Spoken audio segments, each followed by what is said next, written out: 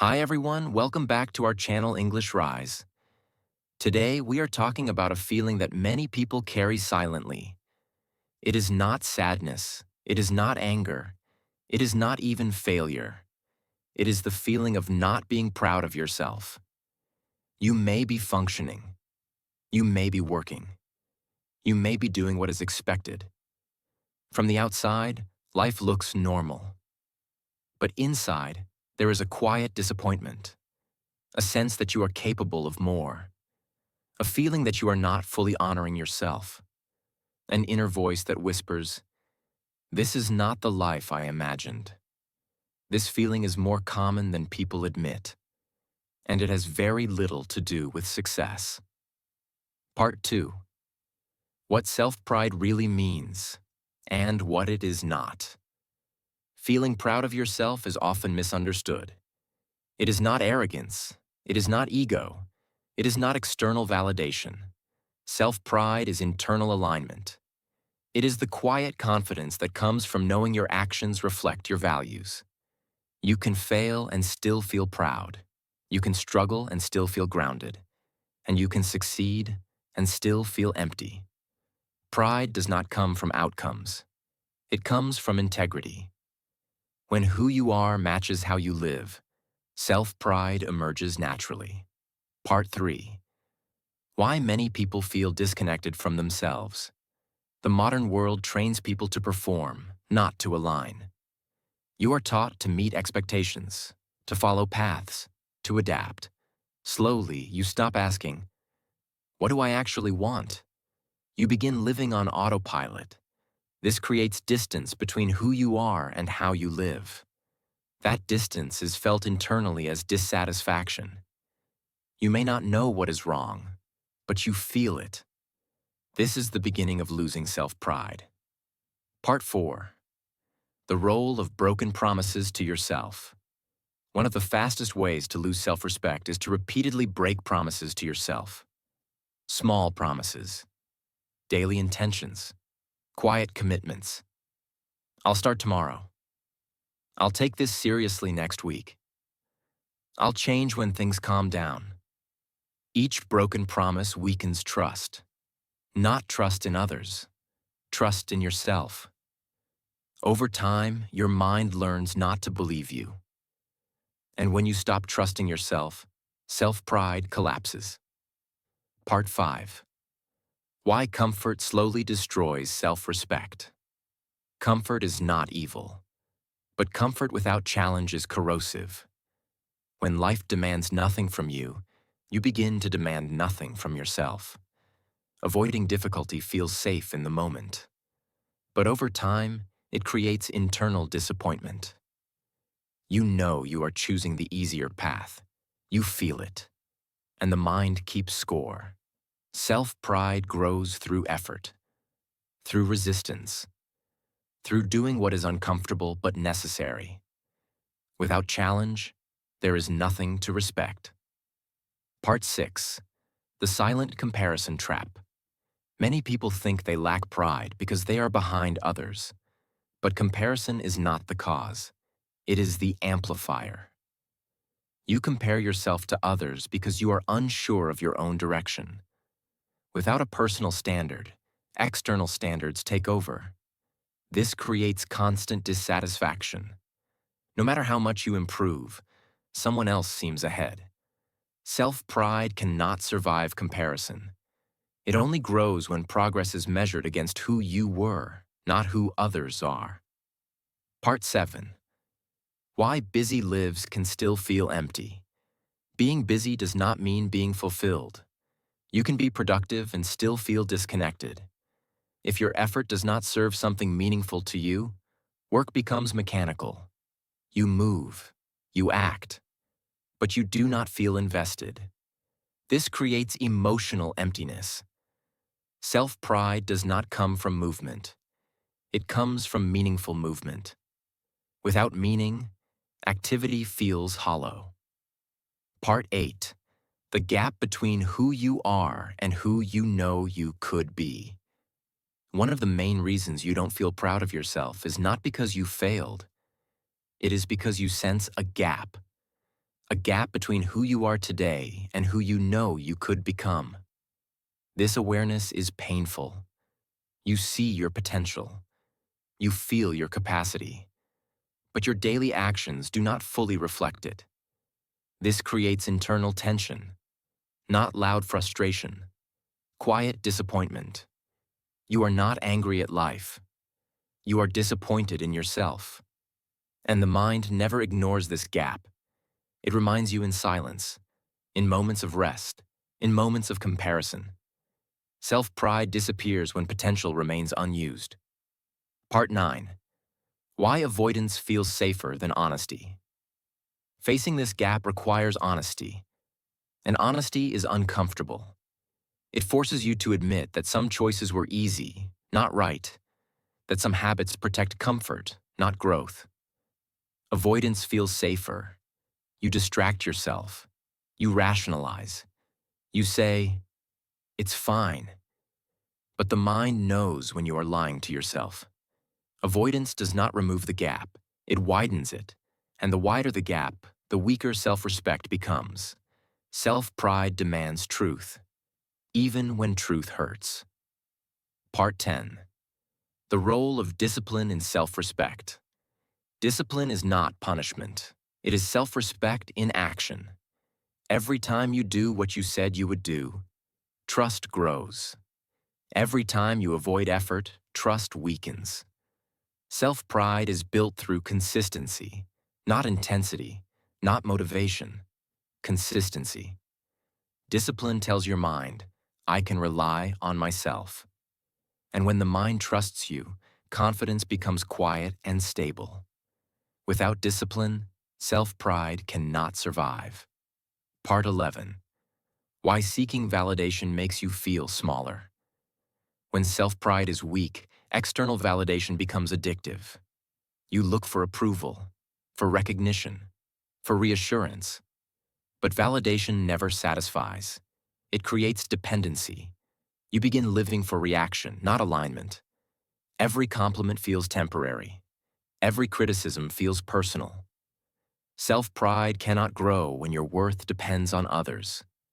It grows when your standards come from within. Part 12.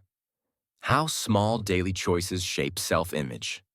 Self-image is not formed by big moments. It is shaped by daily choices. How you speak to yourself, how you handle discomfort, how you respond to resistance. Each choice sends a message inward. I respect myself, or I don't. These messages accumulate. Over time, they become identity. Self-pride is not built in dramatic transformations. It is built in ordinary discipline. Part 13. The cost of living below your standards. Everyone has internal standards. You know when you are meeting them. You know when you are not. Living below your standards creates internal conflict. You may hide it well. You may function normally. But internally, there is dissatisfaction. Not because life is bad, because you are betraying yourself. Self-pride cannot coexist with self-betrayal. Part 14. Why self-pride requires responsibility. Responsibility is uncomfortable. It removes excuses. It removes victimhood. But responsibility restores dignity. When you take ownership, you regain control.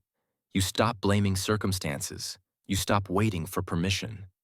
Self-pride grows when you acknowledge your role in both your struggles and your progress. Responsibility is not blame. It is power. Part 15. The beginning of change. Restoring self-trust. Change does not start with big goals. It starts with small promises. Promises you can keep. Wake up when you say you will. Do the work you planned. Finish what you start. Each kept promise repairs trust. Trust rebuilds confidence. Confidence restores self-pride. This is how change actually begins. Part 16. Why you confuse self-pride with ego. Many people believe that feeling proud of yourself means being arrogant. This confusion is destructive. Ego seeks superiority. Self-pride seeks integrity. Ego needs comparison. Self-pride needs alignment. When you reject self-pride out of fear of ego, you end up shrinking yourself. You stay silent when you should speak. You avoid growth to remain humble. But humility without self-respect turns into self-erasure. True self-pride is quiet. It does not announce itself. It does not compete. It simply knows where it stands. Part 17. The internal voice that shapes your self-worth. Inside you exists a voice that narrates your life. For many people, this voice is harsh. It remembers failures vividly. It minimizes effort. It questions your value. This voice did not appear randomly. It was shaped by past experiences, criticism, expectations, and comparison. But here's the truth. That voice is not reality. It is conditioning. If you let it dominate, self-pride collapses. Changing your relationship with this voice is not about silencing it. It is about rewriting its authority. Part 18. Why you feel undeserving of progress. Some people avoid growth because deep down they feel undeserving. Success feels foreign. Confidence feels uncomfortable. So, when progress begins, self-sabotage follows. Not because you hate success, but because your identity is not aligned with it. Self-pride requires identity expansion. You must allow yourself to become someone new. And that is terrifying, because growth means leaving familiar versions of yourself behind. Part 19. The fear of outgrowing your old self. Outgrowing your old self means losing parts of your past. Old habits, old identities, old excuses. Even pain can feel familiar. So you hesitate. You stay in patterns you dislike because at least they are known. Self-pride demands courage. The courage to let go of who you were to honor who you could become. Part 20. Why comfort kills self-respect. Comfort whispers lies. It's fine. You deserve rest. You can do it later. Comfort avoids accountability, but self-pride is built in moments of discomfort. When you choose effort over ease, when you choose discipline over delay, comfort keeps you stable. Discomfort makes you proud. Part 21. The role of suffering in self-respect. Not all suffering is bad. Some suffering refines you. It forces clarity. It exposes weakness. It builds resilience. People who feel proud of themselves did not avoid pain. They faced it consciously. They used discomfort as a teacher, not an enemy. Self-pride is forged in moments when quitting feels reasonable, but you continue anyway. Part 22. Why you feel empty, even when life looks fine. You can have stability and still feel empty. Because pride does not come from having more. It comes from becoming more. If your life lacks challenge, your spirit stagnates. Comfortable emptiness is one of the most dangerous states. It dulls ambition. It weakens identity. Self-pride requires meaningful struggle. Part 23. The difference between busy and fulfilled. Being busy feels productive, but busyness without direction creates exhaustion, not pride. Fulfillment requires intention. You must know why you are doing what you do. Without purpose, effort feels meaningless. And meaningless effort kills motivation and self-respect. Part 24. How clarity restores self-pride. Clarity simplifies life. It removes distractions. It aligns action with intention. When you know your values, decisions become easier. And when decisions are aligned, self-respect grows naturally. Clarity is not certainty. It is commitment. Commitment to a direction, even when outcomes are unclear. Part 25. The moment you stop running from yourself. Self-pride returns when you stop escaping, when you sit with discomfort, when you face your contradictions, when you accept responsibility. This moment is quiet. No applause, no dramatic shift, just a decision. I will no longer abandon myself. This decision changes everything. Part 26.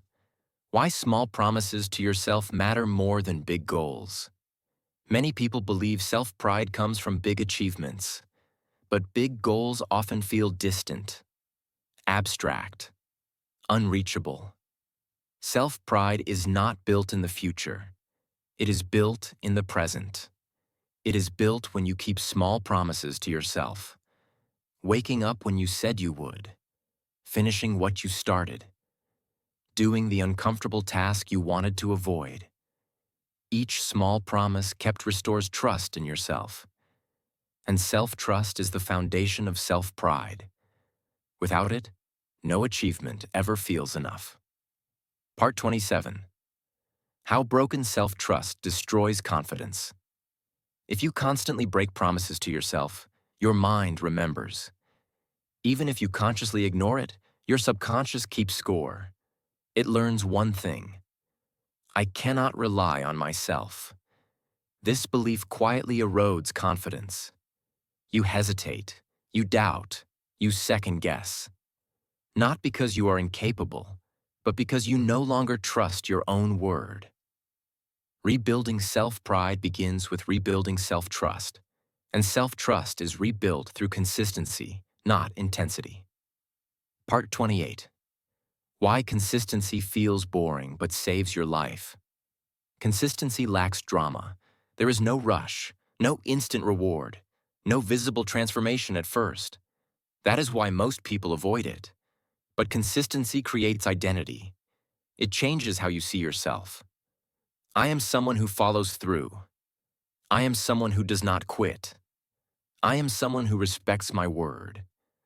These identities create quiet pride, the kind that does not depend on external validation.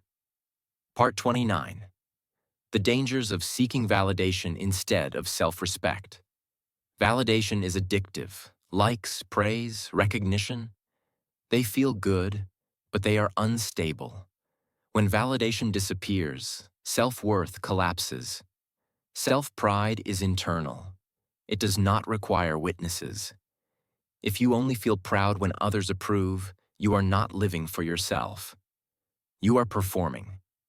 And performance without authenticity creates emptiness, not fulfillment. Part 30. Why comparison steals your identity. Comparison shifts your focus outward. You stop asking, am I growing? And start asking, am I better than them? This destroys self-pride, because pride is personal. Your journey is unique. Your pace is valid. Your struggles are yours alone. When you compare, you abandon your own path. And when you abandon your path, you lose yourself. Part 31. The moment you realize no one is coming to save you. This realization hurts, but it also liberates. No one will rescue your confidence.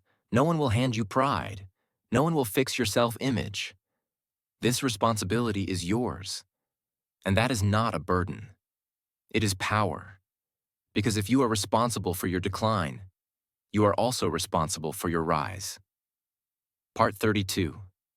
Why self-respect requires hard decisions. Self-respect is not comfortable. It demands boundaries. It demands saying no. It demands choosing long-term growth over short-term relief. Many people choose comfort and then wonder why they feel ashamed. Pride grows when you choose what is right over what is easy. Part 33. The role of discipline in rebuilding self-pride.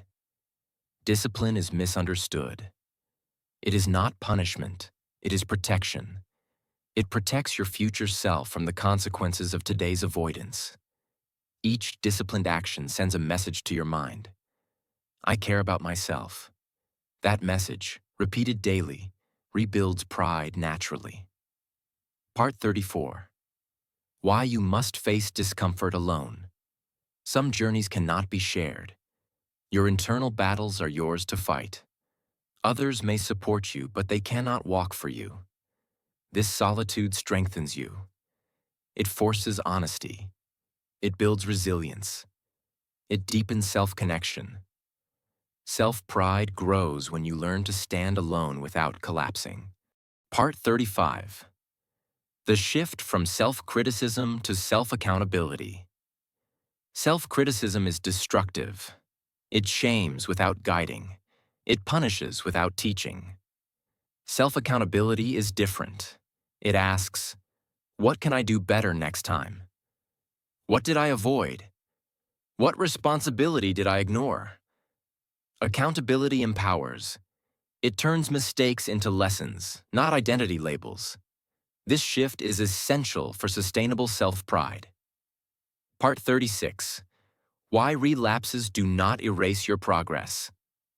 One of the biggest reasons people never feel proud of themselves is because they believe progress must be perfect.